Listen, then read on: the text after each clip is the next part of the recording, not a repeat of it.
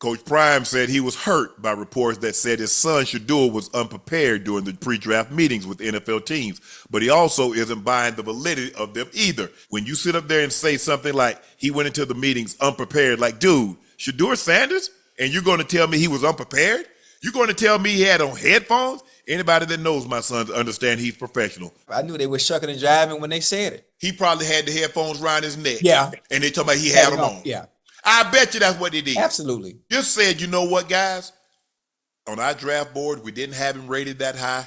We moved on. But they try to diminish the man, to try to come up with every excuse, like he's unprofessional. Yeah, I know they probably critiqued him a lot harder than they did. Of course they did. All I know is somebody threw those 4,000 yards. All I knew is somebody had those 34, 35, 30, however many touchdowns he threw for. Somebody did that. I know Jackson State was better with him than they were before he got there. CU was better with him than they were before he got there. If somebody doesn't fit your program or doesn't fit you, it's okay. You don't have to say anything negative about said person. Especially that team specifically, when it comes to picking quarterbacks. I mean, they've been missing for a very long time anyway. They ain't picked nobody since Eli. And the Browns, y'all ain't did much better. Y'all really hadn't had a quarterback since Kozar in the supplemental draft in '84. I think this is going to be good for him, though. He keep his head down and keep working, man. Good things going to happen for him. Guess what? He's been Deion Sanders' son as long as he hadn't been.